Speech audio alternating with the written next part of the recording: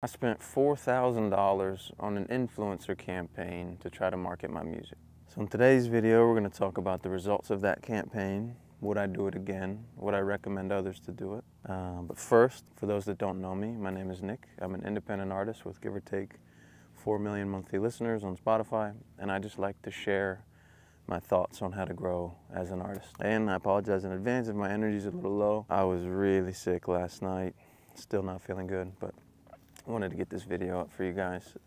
Stay consistent, you know? All right, to set the scene, this was in probably April or May of 2021, and it was for my song, Pineapple.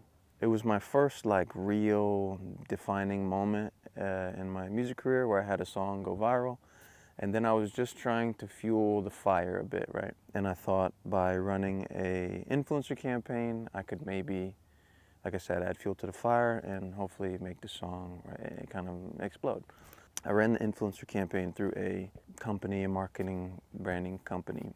And how it worked was you give them an amount of money. They take, I think, 30% of the money that you give them, and then the rest is allocated towards the influencers. And they just have a network of influencers that they can reach out to, see if they're interested, and you go from there. You negotiate the prices per each influencer, and then they go and post a video to your song. Like I said, this was one of my first defining moments as an artist, my first song to start to go kind of viral. Not as a sound, like not as a sound that people were using, but my videos were going viral when I posted myself singing the song.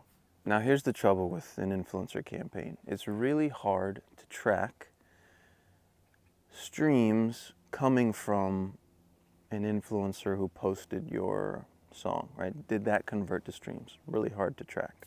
Now, in my opinion, I don't remember how many videos were posted to my song or how many influencers were allocated by that $4,000. I don't know how many influencers were hired to promote the song. Here's the trouble.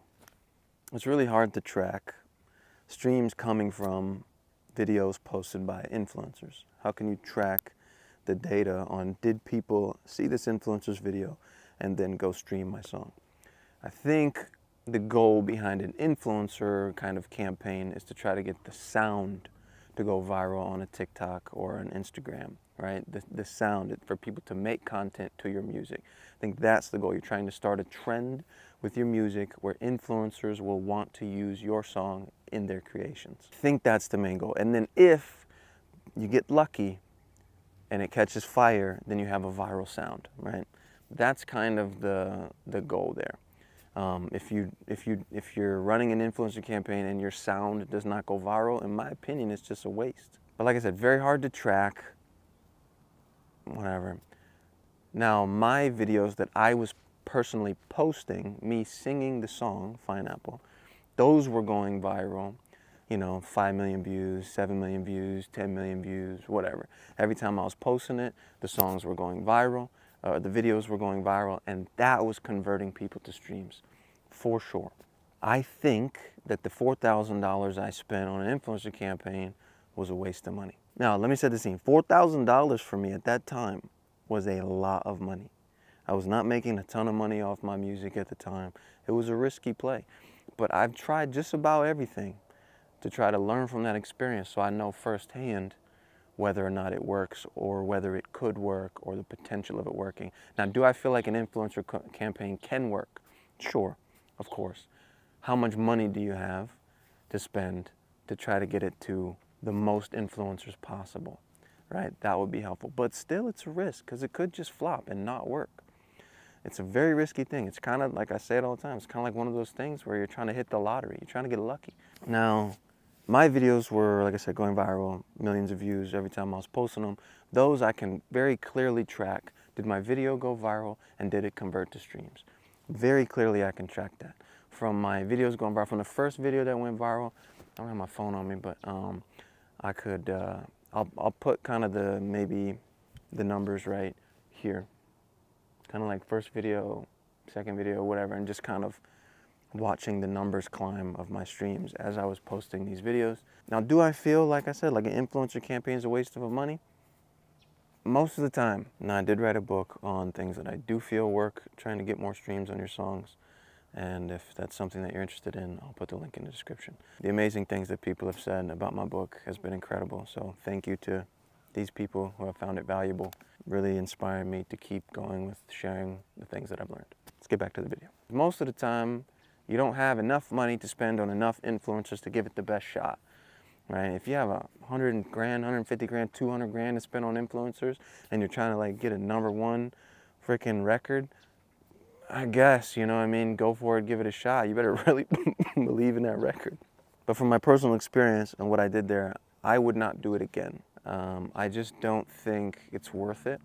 I wouldn't do it again in a way that I was paying for people to post my stuff. Maybe I would do it in a way where I asked some of my creative friends to post videos to the song. Maybe I would do it that way, but I wouldn't do it in a way where I'm paying influencers to create music to my song. I just don't think it's a good investment. I don't think it's a realistic approach. And if you've been watching my videos, you know that I'm really like practical and realistic on the best way to make a living making music. And I don't think throwing a bunch of money at a risky influencer campaign is a realistic approach to try to get streams. Now, if you win, you might win big, right? But it's very risky. Now, would I recommend other people to do it? No, I really wouldn't. I would just recommend people to continue to make content around their music, you know, entertaining content that takes care of the viewer, that is a little bit less self-serving. You know, you want to entertain your viewer with your content. A lot of artist content are self-serving, right? They're creating content, all they want from it is to get streams. And you can tell, like the viewer can feel that. So you have to, you know, people are entertainment apps, you want to entertain them. I talk about that often. I'm not going to dive deep on that right now. So, all in all, I do not think that my influencer campaign that I ran translated to any success of my song. I don't believe that the campaign that I ran affected my song at all. I think what affected my song in the way that it performed was the videos that I was creating, showing people my face, showing people my personality, having them enjoy the song, and then go and stream it because they chose to. I think that's what drove the success of the song. So, would I do it again? No. Would I recommend someone else to do it? No.